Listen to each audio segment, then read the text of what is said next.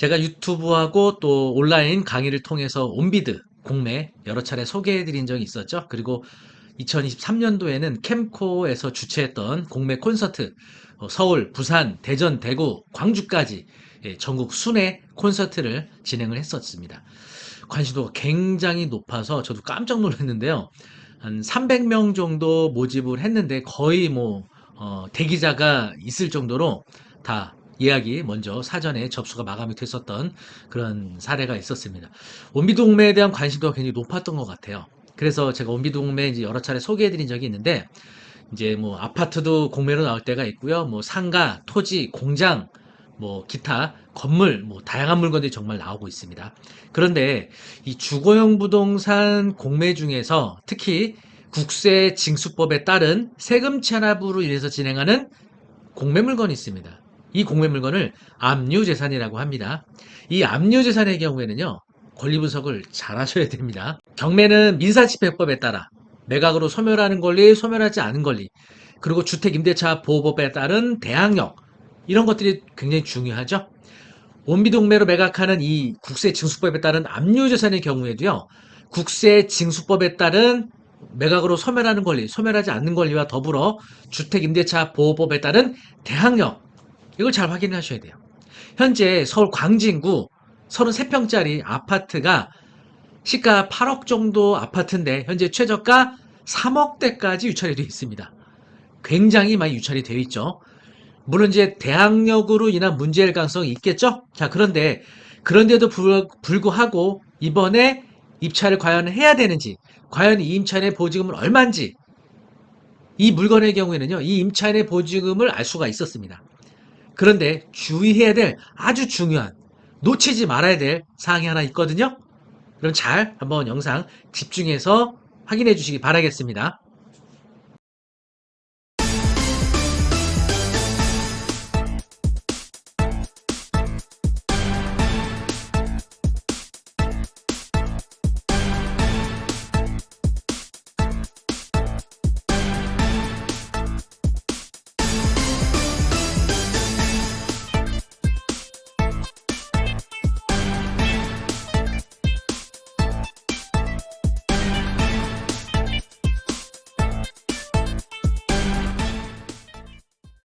네, 물건 관리번호 2023-1048-001 중곡동 SK아파트입니다.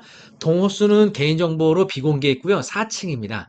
압류재산으로 되어 있죠. 바로 이게 세금 체납으로 인해서 진행하는 국세징수법에 따른 공매 물건이 되겠고요. 건물 전용 면적이 84.6제곱미터, 감정평가 금액은 7억 8,100만 원입니다. 입찰 기간은 1월 8일에서 10일 날 월요일부터 수요일까지 입찰을 진행하게 돼요.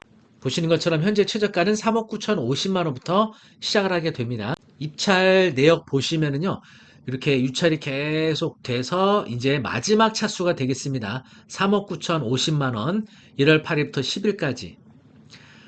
이 압류재산의 경우에는요, 경매와 달라서 이 최저가에 대한 기준이 있어요. 그래서 5회차까지 유찰된 이후에 입찰자가 없는 경우에는 공매를 위임한 기관을 통해서 확인 후 이 입찰을 계속 유찰을 통해서 진행을 할지 여부를 확인하고 결정하게 될 거거든요. 경매는 계속 진행이 되겠지만 어쨌든 마지막 차수가 될 수도 있는 3억 9,050만 원. 물론 공매를 위임한 세무서에서 계속 유찰 진행을 원한다고 하면 또 계속 진행이 될 겁니다. 네, 아파트 위치 보시면은요. 바로 7호선 중공역 여기 가까운 곳에 위치하고 있는 아파트입니다. 아파트가 이렇게 규모가 크지는 않아요. 3동짜리고 182세대입니다. 네, 바로 이 아파트가 해당 아파트예요. 규모가 크진 않은데 어쨌든 서울에서 33평짜리이기 때문에 3억대면 굉장히 저렴한 거죠. 지금 네이버 부동산에 올라온 매물 정보 보시면은 182세대고요. 입주는 99년도니까 한 24년 정도 되어 가고 있네요. 그리고 매물 정보 보시면은 7억 5천부터 8억까지 현재 매물이 나와 있고요. 실거래가 정보 보시면 4억에서 5억, 그리고 이것도 굉장히 많이 올랐죠. 2021년도에 8억 4,800, 8억 2,700까지 가격이 올랐었다가 다시 거의 회복이 된 것 같은데요. 그죠? 다른데 가격 떨어진 거에 비해서 현재 호가는 굉장히 높은 편입니다. 등기부등본 보시면은요. 가장 설정일자가 빠른 권리는 바로 요 전세권입니다. 2015년 9월 18일자로 전세권이 설정이 돼 있습니다. 3억 3천만 원으로. 그 다음에 근저당이 설정되어 있는데 이게 11-2라고 되어 있죠. 전세권 근저당 설정. 다시 말하면 이게 이 소유자가 은행에서 대출받은 게 아니라 전세권을 설정한 전세권 설정자가 대출받은 거예요. 다시 말하면 요거는 전세금 대출일 가능성이 있어요. 그래서 전세 3억 3천에 대해서 새마을금고 통해서 2억 4천인데 아마도 원금이 2억 정도가 되지 않을까 싶습니다. 이렇게 대출이 된 겁니다. 전세권이 등기부등본상 가장 최선순위로 설정되어 있는 경우는요. 배분 요구 이게 되게 중요하죠. 만약 경매였다면 이 전세권자가 경매 신청했거나 다른 채권자가 신청한 경매 절차에서 배당 요구하게 되면 말소 기준 등기가 돼서 매각으로 소멸하게 되겠죠. 공매에서는 전세권자가 공매를 넣을 수는 없는 거니까 이런 세금 체납으로 인해서 세무서에서 공매를 개시했을 때 이 공매 절차에서 배분 요구를 해야만 매각으로 소멸할 수 있는 말소 기준 등기가 되는 겁니다. 배분 요구자 하지 않게 되면 말소 기준 등기가 되지 못하고 낙찰자가 인수하게 되는 권리가 되는 거죠. 자, 그러면 압류주산 공매 절차에서 이 전세권자가 배분 요구했는지 하지 않았는지 여부, 기타 임차인에 대한 점유관계 확인하는 서류는요, 바로 재산명세서가 되겠습니다. 재산명세서는요, 입찰 기간 일주일 전부터 열람이 가능합니다. 그래서 현재 촬영일이 입찰 기간 일주일 전이기 때문에 여러분이 온비드 사이트에 접속해서 그 입찰 회차 정보에 보시면 입찰을 진행하는 1월 8일에서 10일 사이에 그 재산명세서라는 버튼 보실 수 있을 거예요. 그걸 클릭하시면 열람을 하실 수가 있겠습니다. 재산명세서 통해서 권리분석 한번 해보도록 하겠습니다. 네, 재산명세서는 이렇게 만들어져 있고요. 처분청은 강서세무서, 강서세무서의 세금 체납으로 인해서 진행이 되는 겁니다. 자, 여기 보시면은 이제 공매 재산의 이용 및 점유 현황이 되어 있죠. 법원 경매로 치면은 이게 현황조사서 내용입니다. 여기 현황조사서라고 써 있죠. 전입 세대주 김모씨 등록돼 있다 나오죠. 임차인이 사용주인 것으로 탐문조사되었으나 정확한 점유관계, 임차인의 관리비 미납 여부 등은 재확인을 요함 이렇게 돼 있네요.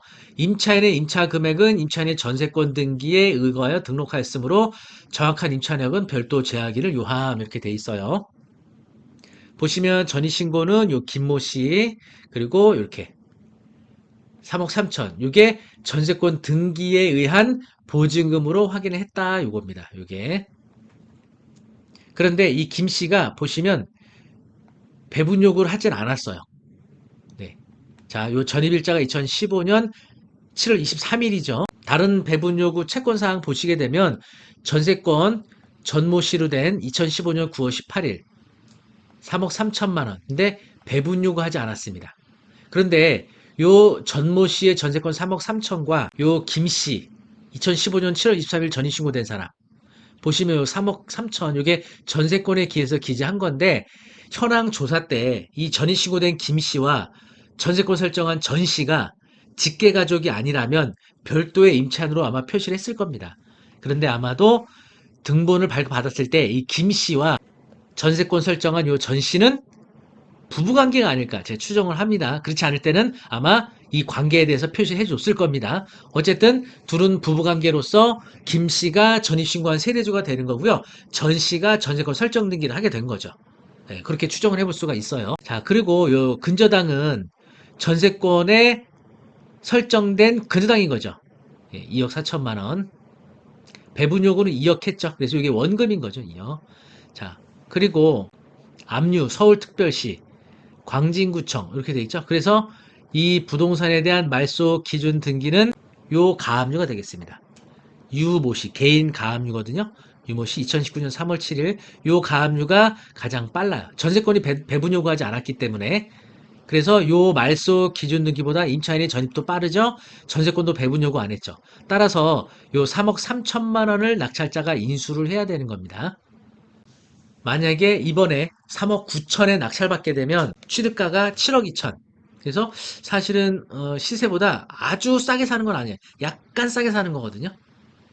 네, 그래서 아마 유찰이 더 이루어져야 싸게 낙찰을 받는 거죠. 3억 3천 인수하는 거니까. 그런데 여기서 주의할 사항이 있습니다. 이건 누구든지 할 수 있죠. 우리 지금 영상 보고 계시는 구독자님들 이 정도는 하실 수 있죠? 최선순위 전세권이 압류주산 공매 절차에서 배분 요구하지 않으면 인수되는 거, 이거 다 알고 계시잖아요. 이건 기본이잖아요. 자, 그런데 여기서 하나 더 생각할 게 있습니다. 주거용 부동산에 거주하고 있는 임차인의 경우에는요, 2년 단위로 갱신계약을 하게 되잖아요. 자, 근데 이분이 최초 입주한 때가 2015년이란 말이에요. 자, 2015년 9월 달에 임대차를 시작했으면 2017년도, 그리고 또 2019년도 두 차례에 거쳐서 증액했을 가능성이 있죠. 2021년도에 증액은 안 했을 거라고 봐요. 왜냐? 가압류가 2019년도 3월 7일 날 들어왔기 때문에 아마도 2019년 3월 7일 날 이후에는 증액을 하지 않았을 겁니다. 가압류가 설정된 것을 알았다면 증액을 안 했을 거고, 설령 가압류 설정 후에 증액을 했다면 그건 대항력이 없어요. 근저당이나 가압류 설정 전에 증액한 보증 대항력이 있는 거고요. 근저당이나 가압류 설정 이후에 증액한 것은 대항력을 주장할 수가 없는 겁니다. 그래서 이 부동산의 말소 기준 등기가 되는 가압류 2019년 3월 7일 이전에 증액한 2017년도 또는 2019년도 3월 7일 이전에 증액한 두 차례에 걸친 증액이 만약에 있었다고 하면 이 증액한 보증도 대항력이 있어서 낙찰자가 인수해야 되는 거예요. 증액을 안 했으면 참 다행이고 3억 3천만 인수하는 건데, 만약에 2017년도에 1억을 증액했다. 그러면 4억 3천을 인수해야 되는 건데, 증액에 관한 정보는 알 수가 없죠. 배분 요구하지 않았기 때문에. 이 임차인이 배분 요구했다면 증액에 관한 내용들도 다 서류를 첨부해서 배분 요구를 했을 것이고, 그러한 내용도 재산명세서에 표시가 됐을 거예요. 그런데 이 물건에는 전세권, 그리고 전입신고를 통한 대항력 있는 임차권 모두 이 임차인 세대들이 배분 요구하지 않은 거예요. 그래서 3억 3천만 원만 인수하면 되는 것인지, 아니면 중간에 증액했던 보증금이 있어서 그 증액한 보증금은 얼마를 인수해야 되는지, 이게 관건이 될 것 같아요.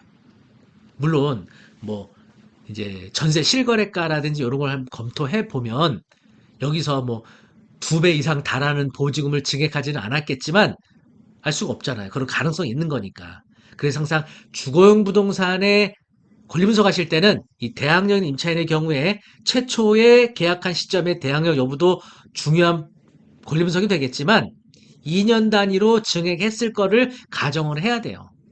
배분 요구했다면야 그런 내용들이 재산명세서나 경매 절차에서 물건명세서에 기재가 되었겠지만, 배분 요구하지 않은 임차인의 경우에는 정보를 일체 알 수가 없는 거죠.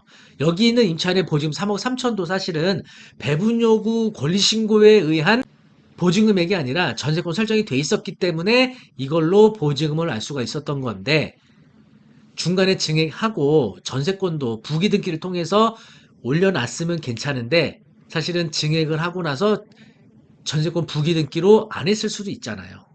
그런 가능성들을 염두에 두면 이 임차인의 중간에 보증금 증액 정보, 이게 되게 중요하다고 할 수가 있겠습니다.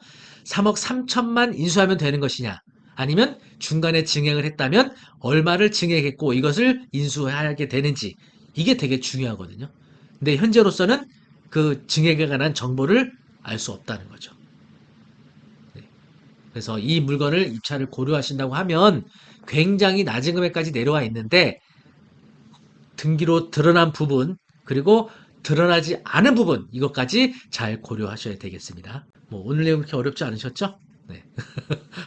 네, 그래서 온비드 공매, 특히 주거용 부동산에서는요, 대항력이라든지 또는 배분 요구, 또 우선 변제권, 보증금 증액과 관련된 부분이 되게 중요해요. 그래서 이런 부분에 대한 공부를 할 수 있도록 저희 P레드 원격 평생교육원에서는요, 1월 10일 수요일 날 저희 홈페이지 옥섭에서 실시간 온라인 강의를 개강하게 됩니다.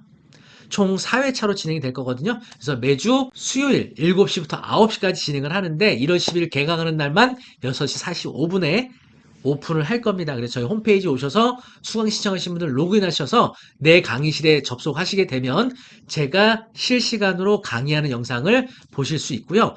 수업 듣다가 궁금한 사항 있으시면 채팅을 통해서 질문 주시면 바로바로 답변도 받으실 수 있는 수업입니다. 그러니까 사실은 온라인 수업하면 너무 지루하지 않을까 생각하시는데, 굉장히 생동감 있고 재미있는 수업이 될 수 있습니다. 네. 그리고 총 4회차에 걸쳐서 진행을 하게 될 거고요. 또 온비동매 수강 신청하신 분들과 함께 공매 물건 임장 수업도 계획이 되어 있어요. 그래서 요 임장 수업에 대해서는 차후에 별도로 신청을 할 수 있도록 안내를 드릴 거고요. 온비드 공매 옥수업 온라인 강의 수강 신청은 아래 링크 걸어 드리도록 하겠습니다. 온라인이니까 여러분이 언제 어디서라도 뭐 이동하면서 집에서 뭐 회사에서 어디서든지 영상을 시청하실 수 있고요. 라이브 수업을 참여하지 못했거나 또는 라이브 수업 영상을 다시 보기 원하시면 최장 2개월까지 수업 영상을 다시 보기 가능합니다. 그리고 교재는 PDF 파일로 제공이 되고 있습니다. 대신 교재 파일은 개강 당일 이후에 홈페이지를 통해서 제공된다는 점 염두에 두시기 바라겠습니다. 여러분 1월 10일 개강하는 온비드 공매 온라인 수업 많은 수강 신청 바라겠고요. 오늘 영상 도움이 되셨다면 구독, 좋아요 부탁드립니다. 감사합니다.